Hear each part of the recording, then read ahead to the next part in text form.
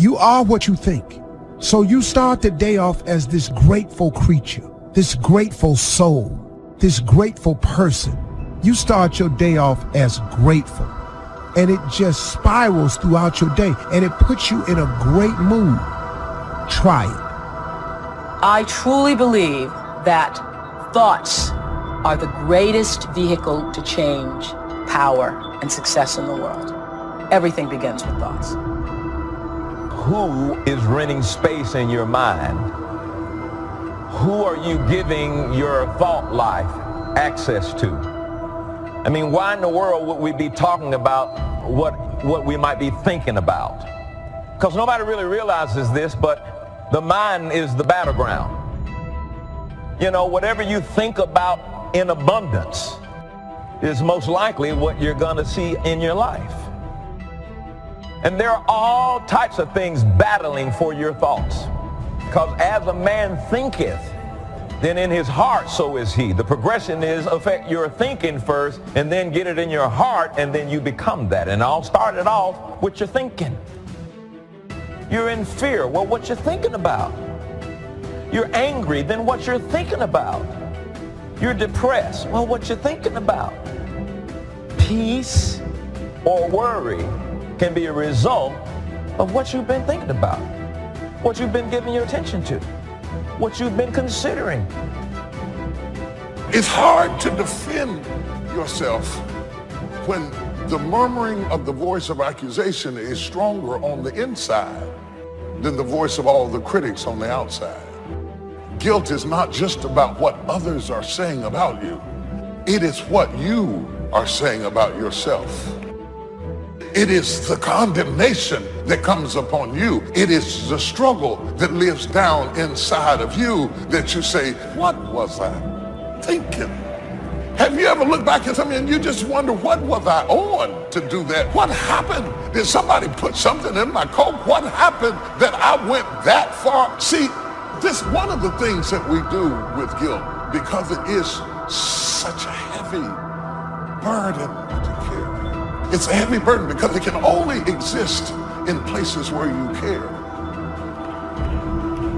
So it becomes a heavy burden to carry. So what we do is we change the narrative of what happened to make the memory more palatable. We block out the parts we are ashamed of, and we remember how people responded to us without remembering how we elicited or initiated the response. Selective amnesia. And so this story that we tell ourselves about what happened causes a certain toxicity to the soul that stops us from getting what God would give us, because God will only fall on truth. And you have told yourself a lie so long that you can't be delivered because you can't admit the truth.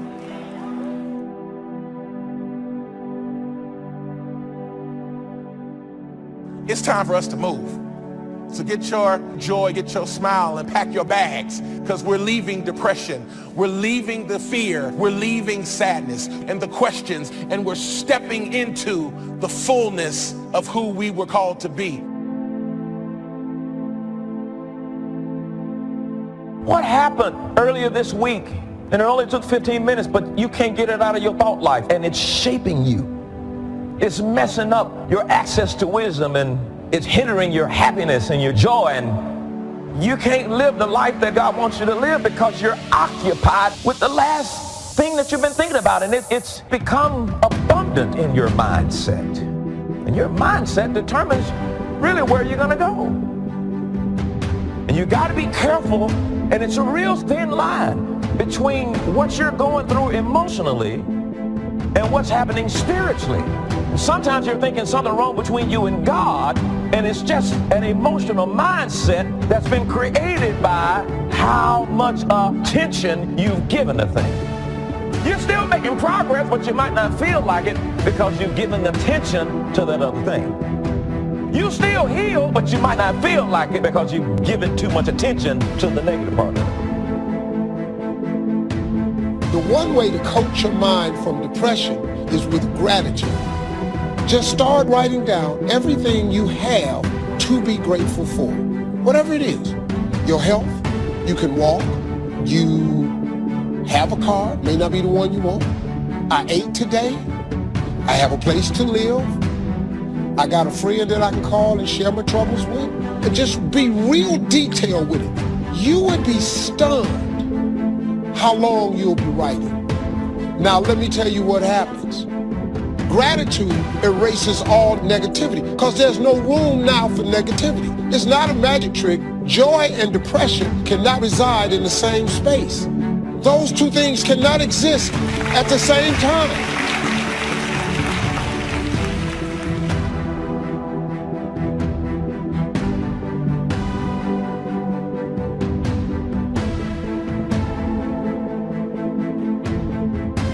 Say thank you for grace. Thank you for mercy. Thank you for understanding. Thank you for parents. Thank you for wisdom. Thank you for kindness. Thank you for humility. Thank you for peace. Say thank you in advance for what's already yours. True desire in the heart for anything good is God's proof to you to indicate that it's yours already. Praise makes you strong. Praise keeps you moving forward. So often we think, I'll give God praise after the problem turns around. I'll thank God after business picks up, after I see the solution. No, if you don't learn this principle to thank God in advance, you won't have the strength you need to wait for the promise. What keeps us strong is getting up in the morning saying, thank you that my dreams are coming to pass. Thank you that this problem's turning around. Thank you that you're bigger than this obstacle. One of the great things about giving is that as you give, you're going to receive. What we want to do is keep the flow going. If anybody gets the bucket of love and stops and holds it there, all of us suffer. They've short-circuited the flow. They've stopped what was going on, the energy that was going around. See, you are part of an equation, and you are needed. Part of why we should begin to look at how we give up our lives is that we got to begin to see what is it that I'm supposed to do? What is my life work? And then give ourselves to that. Because as we do that, ladies and gentlemen, I guarantee you, as you begin to take on this new era that we're in, if you decide that I'm going to begin to start living life generously, I'm going to start giving more of myself, I'm going to start putting out more, contributing more to life, here's what's going to happen, ladies and gentlemen. I guarantee you that life will take on a whole new meaning for you. I guarantee you that as you begin to give more of yourself in your work, give more of yourself in your marriage, give more of yourself in your relationships with your families and friends, give more of yourself to your talent, to your vocation, to your job or your business. As you begin to set high standards for giving that which you have been given to share in the universe, I guarantee you that life takes on a whole new dimension.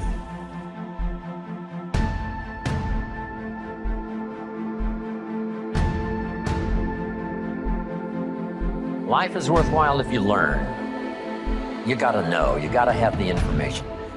Get the information while you're here, right? There's nothing worse than being stupid. So jot this down now, as I used in my notes. What you don't know will hurt you. Ignorance is not bliss. Ignorance is tragedy. Ignorance is illness. Ignorance is devastation. Ignorance is going broke. Ignorance creates a poor life. So you gotta know, you gotta have the information. Number one, learn from your personal experience. One way to learn to do it right is first mess it up and do it wrong. That doesn't mean it's the end of your life, but just, clean up the mess, now do it right. From a negative experience, sometimes we learn to do the positive things that saves our life and makes us successful. They say, if you survive your first heart attack, you may now live to be a very old person. Why is that? That first heart attack was a wake-up call. And then maybe the doctor said, another one of these and your history. And you say, wow. And you make it for the health food store. and you start reading every book you can read on health and nutrition, and you start doing the push-ups, and you start jogging on the beach and doing all the stuff. And all of that change now could very well help you to live a long, long life, having been alerted in an alarm system that serves you well. So learn from your negative as well as your positive experiences. Here's the next, learn from other people's experiences. That's how you get smarter in a shorter period of time. Somebody that's been through it for 5 years and they wrote a book, and the book, if you read it, could save you 5 years, cost $30. You can't miss that kind of education. Best to get the information before. Yes, we can recover. Yes, we can come back, from the grave, practically. Yes, we can come back from bankruptcy and disaster and poor health. But wow, if we had the information up front that would save us some of those years of disaster, how much better that would be. So learn from other people's experiences, both negative and positive. If a guy's messed up his life for 40 years, you just have to say, John, would you spend a day with me? And I'll bring my notebook and take good notes. Good-looking guy like you, beautiful family, every reason to do well, and you threw it all away. Teach me for a day how you messed it all up. And you just take good notes so that the same thing doesn't happen to you. So learn from your experience, learn from other people's experiences. If you learn, life is worthwhile.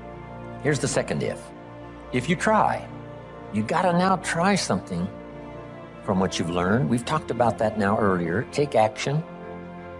You never know. My father said you never know until you try. Giving speeches and doing talks.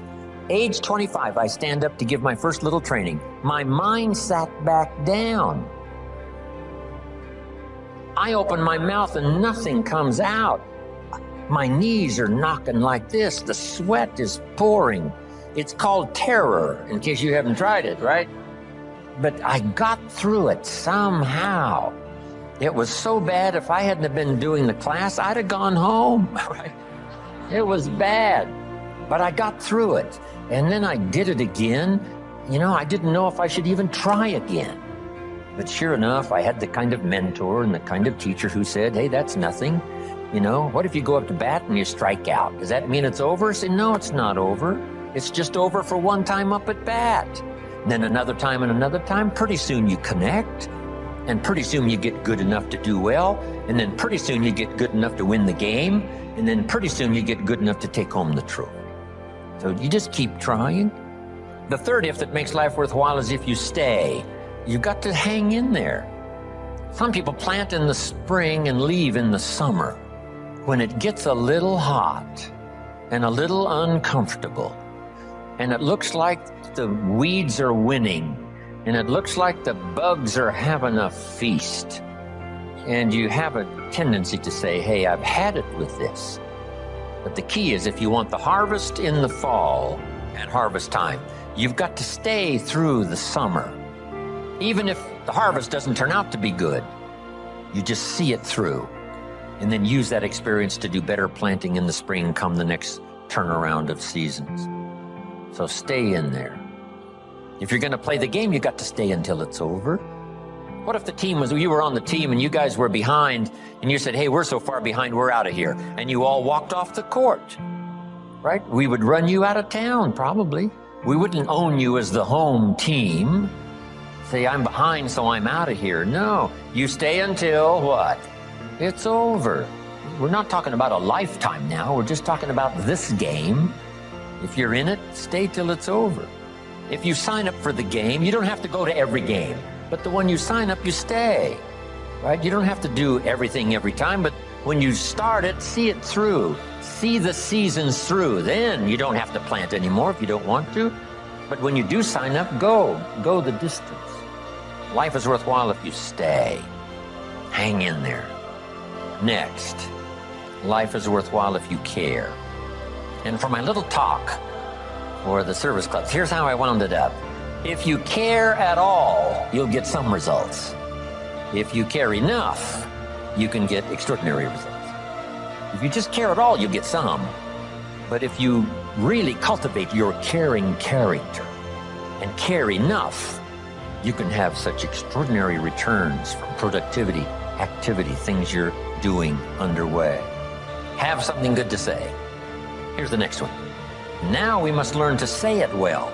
Once you've got something, now you can't mumble, right? It's got to be clear, or no matter how good the message is that you've got to deliver, how good the instructions, how good the ideas, no matter how good they are, if you don't deliver them well, now the power is lost and the opportunity is lost. So number one is to have something good to say, and number two is to say it well. Here's what'll help you to say it well. Make this list. Number one, sincerity. If a message is delivered with sincerity, see, that makes all the difference. If the speaker is sincere, if the father is sincere, if the mother is sincere, see, that's captivating for the children. If the friend is sincere, even covering a delicate subject for us of some changes we probably should make, if they're sincere, see, we will give them room.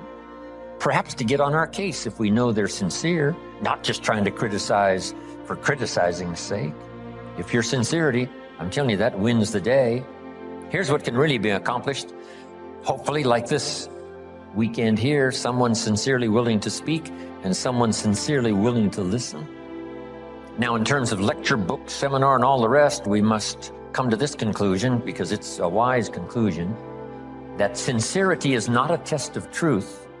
In your study and evaluating everything, just make sure you have that in the back of your mind. Sincerity is not a test of truth. We must not make the mistake of saying, he must be right. He's so sincere. See, that might be a mistake. Why is that? Here's why. It's possible to be sincerely wrong. So sincerity is not a test of truth. Here's the only test of truth. Truth. Truth is the only test of truth, not sincerity. We hope someone will be both truthful and sincere, but we don't mistake sincerity for truth. Here's next. Repetition. To get better at something, you just have to go do it. Go do it. Accept every opportunity to go make a little talk if that's going to be your business. Get better at talking to your kids. Come up with more illustrations. Come up with more ideas. Read an extra book.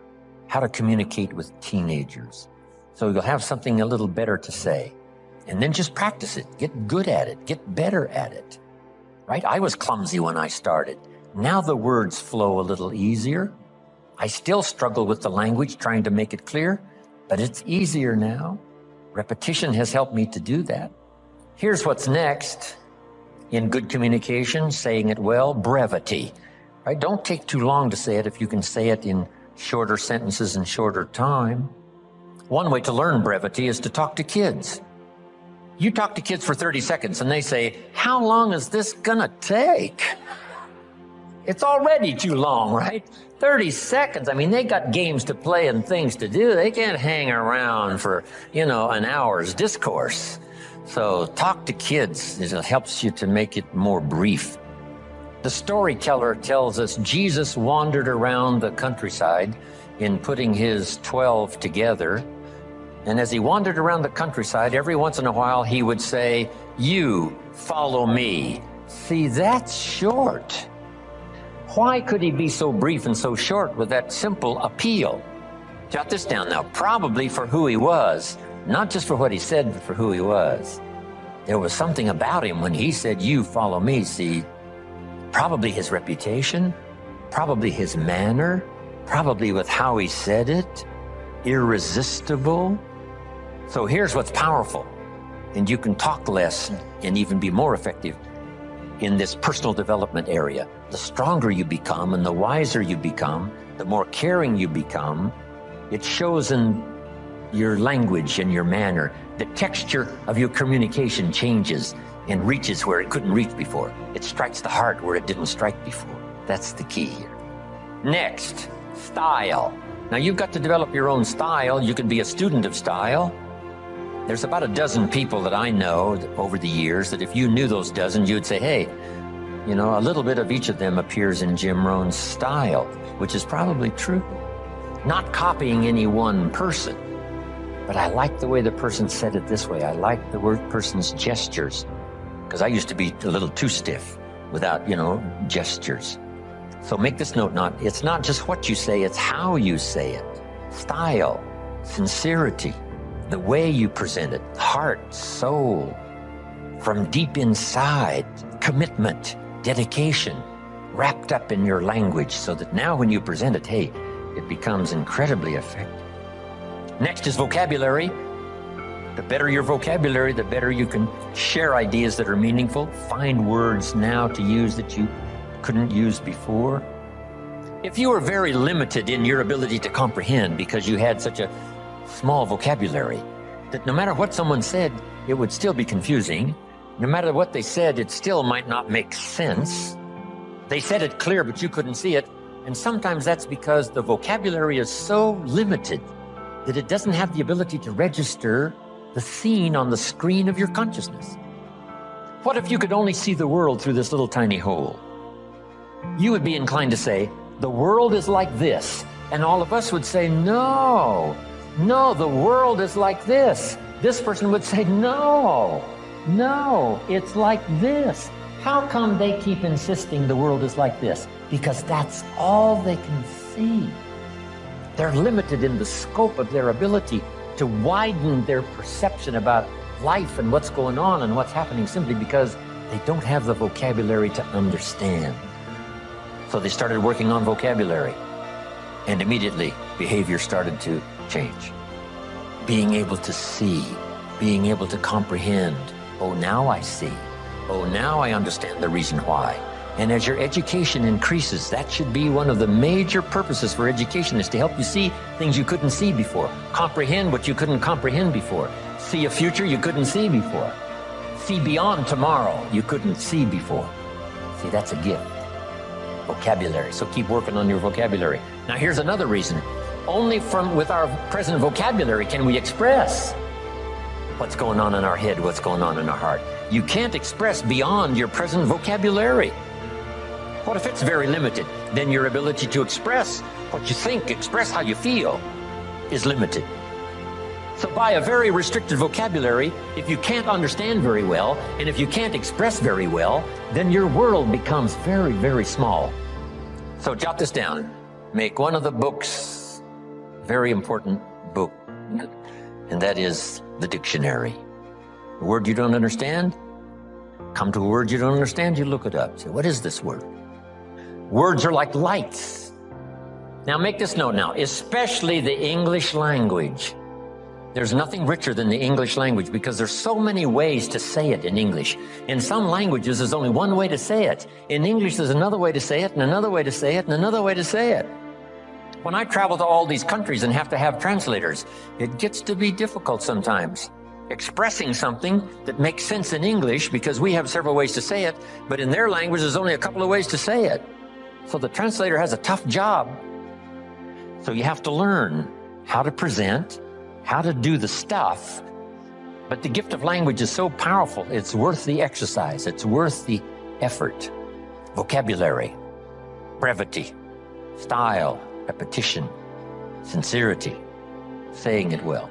Here's another one on saying it well. Don't fail to say it. You need the practice. Practice everywhere. If you're going to give someone a gift and send a little card, practice making this little card something they'll keep and remember for the rest of their lives. Not ordinary, extraordinary. Not like everyone else, different than everyone else. It's the practice of using your gift of saying things another way until a light turns on, another way that expresses something heartfelt that the standard ordinary language wouldn't express, couldn't reach, couldn't paint these mental pictures. It's okay to give flowers, but don't let flowers do all your talking. Flowers have a limited vocabulary. Guess what flowers say? You remembered. That's about all they say. Flowers don't say, nobody in this world affects me like you do. Love. See, flowers talk, but they don't say that. That you got to put in the little card. Nobody in this world affects me like you do. Love, and then you sign it. And see, long after the flowers are gone, somebody's going to keep the words. The words are more powerful than the flowers. So don't let flowers do all your talking. See if you can't choose the words that are meaningful, words that are unique. And the more you do this, practicing every little occasion to say something well, whether it's a little talk to the family gathering, or whether it's training, or whether it's inspiring, or a little class on Sunday morning. Whatever it is, keep improving, find a new way to say it, a new illustration, a new story. You'll get better. The gift will belong to you, and the effect could be electrifying. Don't fail to say it. Here's an expression we've heard. Words are no substitute for action. That's true. Let me give you another one. Action is no substitute for words. It's okay to do, but you've also got to say. Express it, as clumsy as it might be to start. Start a better program of better communication, saying it better. Here's the next one now that's really challenging, but it really works, and that is read your audience. Whether it's an audience of a child or an audience of a training class, or whether you're a minister and you preach, here's what you've got to do. Say something well, but then read the effect you're having. If you're talking to a child, should you really pour it on, or should you hesitate? Should you save this for another time or do it now? Some of that you've got to pick up by reading the child. Read what's happening to your audience of 1 or 1,000. This is a challenge, but it'll help you in framing better the words you need to say and the style you need to use. Now, in reading, there's 3 things. Jot these down. 3 things in reading your audience. First, you read what you see. Salespeople soon learn. If the customer's got his arms folded and his chin tucked down and he's frowning, this one ain't gonna be easy. Right, this one's gonna take all my skill to get his arms unfolded, make him a little more comfortable, get that frown off of his face. What can I do? I got to reach in my bag for some good stuff, right? To see if I can't sort of change the situation. And what causes us now to do those amendments in our presentation? It's reading someone's body language, right? What's happening? Here's the next one. You've got to read what you hear. If it's a two-way conversation, you got to listen as well as talk. Mama said 2 ears, 1 mouth. Listen twice as much as you talk, at least, maybe more. Listen so that you can now know how to proceed, especially if you're talking to a child. You listen so that you know how to proceed, and by listening, you pick that up. Here's the next one.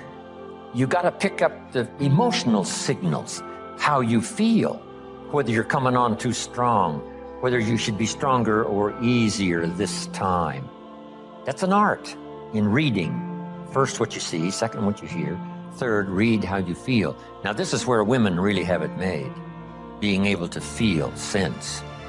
And they pick it up. Men can learn better on how to pick up these emotional signals, but women seem to have it. Because there's no use going on and on if the signal should have told you, wow, this is not the time. This is too strong. Picking up not only what you see and what you hear, but what you feel. Now, here's the last one. To achieve good communication, something good to say, saying it well, reading your audience. Here's the last one. Intensity. Intensity is the emotional part of communication. Communication is both words and emotion. Here's what's really powerful. Words loaded with emotion. See, that's what's unbelievably powerful. It can move nations. It can help people change directions. It can establish an ideology, for good or for bad. Look at Hitler and his ability to preach. Look at Stalin and his ability to preach. Lenin, as wrong as they were, they believed it with all of their heart. Disastrous results. But they put everything they had into it. The emotional content was unbelievable. Powerful. Yes, in an evil direction, but it can also be used for a good direction. This intensity, strength, power, emotion. Now here's the craft. And conversation is a craft. Don't get lazy in learning this craft, because it'll serve you so well at home. It'll serve you so well in the marketplace. It'll serve you so well in your career and making your fortune. This craft of communication. Here's the combination. Well-chosen words mixed with measured emotion. Not only do the words have to be well-chosen, the emotion has to be well-measured.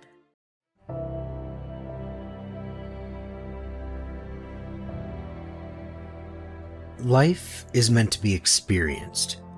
You'll have good experiences as well as bad ones. One day you'll be achieving so much, and the next day you might be depressed. You'll have good people in your life, and at the same time, you'll meet toxic people in your life. Many times, we end up falling in love with those toxic people. I'm sure you have also experienced this situation in your life. You loved that person truly. You did so many things for them, and yet they left you for no apparent reason. I know you are depressed and feel like giving up, but trust me, if you aren't willing to move on and let them go, you're making a huge mistake. You need to start focusing on your future instead of crying over your past mistakes. Maybe the person you love deeply left you or might have cheated on you. There could be any reason, and you want that person to still stay in your life. Trust me, you're doing it all wrong. You need to let them go. There is no comforting way to say that. These are just 3 simple words. Let them go. If you have already done everything you could do and said everything you could say, and that person still wants to go, here's the single most important thing you can do now to improve your life. Let them go. You have taken care of them and supported them in their difficult times, sacrificed your own happiness for them, fought with other people for them. If that person still doesn't want to stay in your life, you need to understand that you cannot force them to stay. Just let them go. All those sleepless nights and stressful days will be forgotten once you move on. You will start doing wonders and will be proud of yourself one day for letting that person go. Think about it. Does a person deserve your attention if they didn't realize your importance? Should you keep crying for a person who has moved on and is living a happy life? Should you beg that same person who hurt you? No. You need to forget that person and start moving on with your life. Go out and take a holiday. Spend a night out with yourself. Spend some time with your parents and children. You'll realize there are so many people around you who deserve your attention, your love, and your care. Crying for that person who left you is draining you of your mental strength. It is keeping you from achieving success. It is making you forget your own self-worth.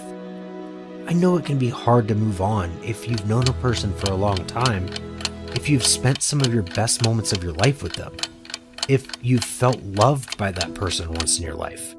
It is okay to cry, but don't keep crying for them for the rest of your life. Do not destroy your mental peace for just one person. You have no idea how amazing and beautiful you are. You are ruining everything for just one person. Ask yourself, are you doing the right thing? Is that person worth your tears? I know you have become weaker. It is extremely difficult for you to move on, but you probably don't have an idea of how strong and powerful you are. Think of all those things you have achieved in your life. If you keep worrying and crying and stressing over that person, how can you start focusing on your life? Let them go. Forgive them.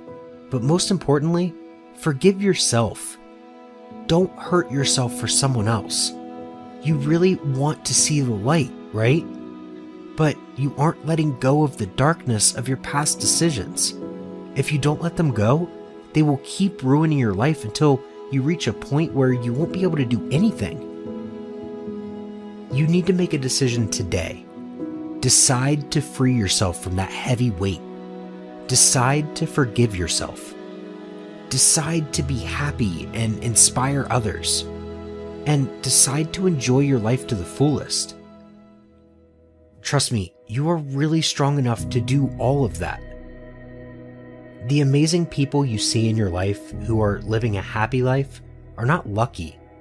Those are the ones who decided not to let one person, one situation, and one bad decision ruin their entire life.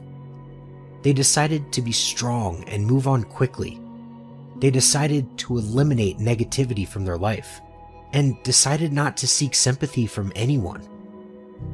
They decided to focus on what good is going on in their life. And that is exactly what you need to do right now. Let me tell you one thing. Everything cannot be perfect in your life at one time. You will have to be happy with the little things you've got in your life.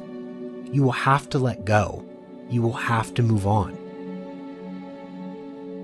You need to understand that everything happens for a reason. And I strongly believe that the bad times come to teach us some of the most important lessons of our lives. Think of all those bad things that have happened in your life, and you'll realize that those circumstances made you a better person. You learned some of the most important things due to those situations. Ever wonder why letting go of someone is so hard? Well, that holding on is natural. Humans tend to hold on due to the fact that it fulfills their need for certainty. Letting go of someone you have loved entails uncertainty. Even if your relationship was toxic, it still had some certainty that was giving you comfort. But the thing is, you need to understand that holding on harms you. It stops you from reaching your goals, and not knowing how to move on prevents you from reaching your true potential. Learn when it is time to move on. You need to identify those limiting beliefs. You need to change the way you tell that story to yourself. Don't tell yourself that your past relationship was unsuccessful because of you. It didn't end because of you. And please stop the blame game. Yes, I know that it is completely natural to point a finger at someone else or a situation for your current hardships in your life, but it is not necessary to blame anyone. Your partner might have been wrong, or you might have been wrong, or the situation wasn't right for both of you. But the thing is, it won't benefit you if you keep thinking of those things. Simply let them go and move on with your life. You have a long journey ahead, which will be ruined if you don't start controlling your emotions. Once you become a master at controlling your emotions, you will be able to unlock the life you truly deserve. In the end, I would say that tomorrow is another day to conquer this world, and you can do miracles. Go out and conquer this world. Let them realize what they have lost. It's their loss, not yours.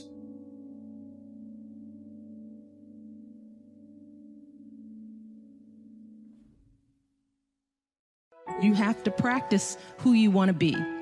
You know, you don't wake up one morning and you're suddenly who you think you want to be. You have to put some energy into it. So if you want to be an honest person, you have to be an honest person every day, even starting at 3 and 4 and 5, right?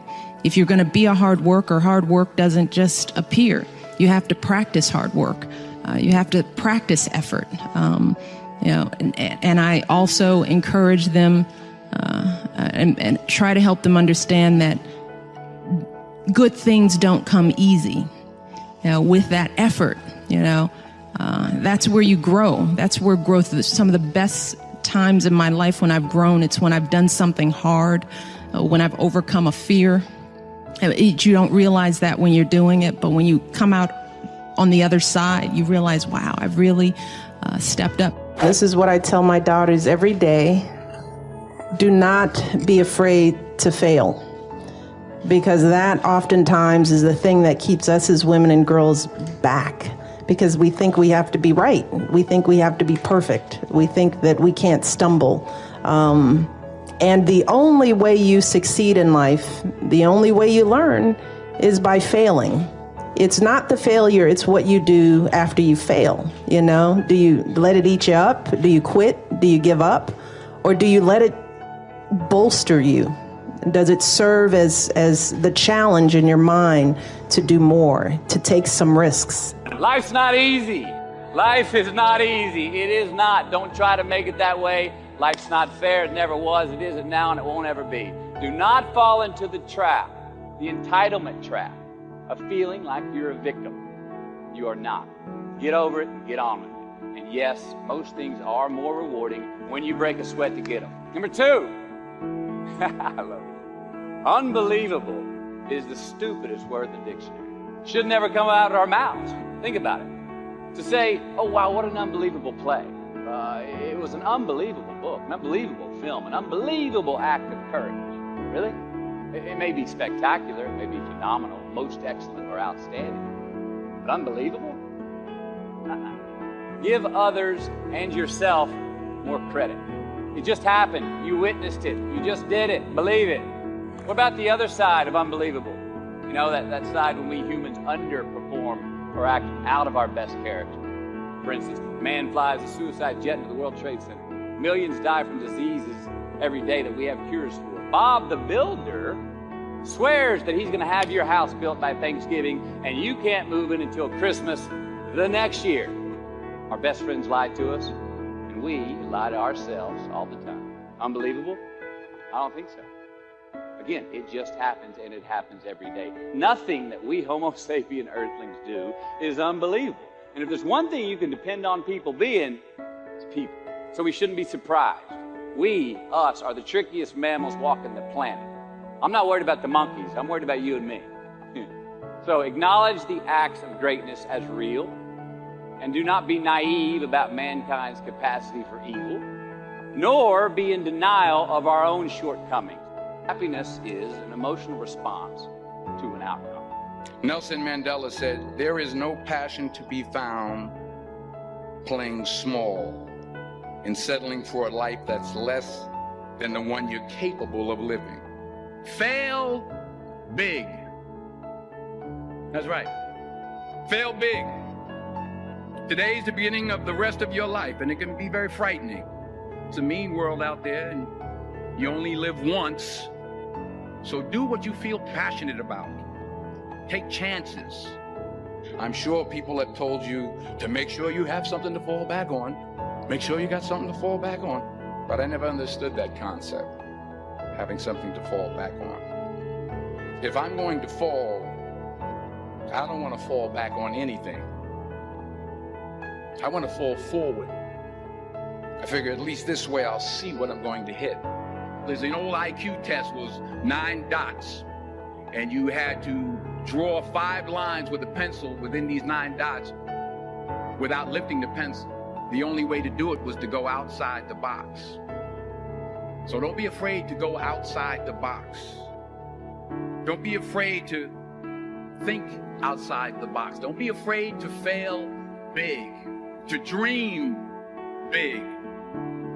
But remember, dreams without goals are just dreams, and they ultimately fuel disappointment. So have dreams, but have goals. There are winners, there are losers, and there are people who have not discovered how to win. And all they need is some coaching. All they need is some help and assistance, just a little support. All they need is some insight or a different strategy or plan of action to make some adjustments that will open up the key to a whole new future for them, that will give them access to the unlimited power that they have within themselves. That's all that they need. So what I want you to do is think about something you want for you, that's real for you, that's important for you, that will give your life some special meaning and power. And I don't even want you to say, I can do that. I don't want you to assume that. See, 5 years ago when I started out in this area, I would not have been able to make the mental leap that I would be up to where I am right now. I don't want you to begin to just psych yourself out. No. I want you to be able to say something to yourself that will enable you to maintain a level of integrity with yourself. That when you say this, even when you face tremendous setbacks, it will be a benchmark to keep you in the game, to keep you moving forward and experimenting and readjusting your strategy and your plan of action, continuously looking for ways to win. So what is that something? When you got an idea you want to move on, you might not have the money, you might not have the education, you might not have the support or the resources you need. What is that something that can keep us going, that will enable us to act on our dream? What's one of those keys that will begin to help us to discover the secrets to our dream?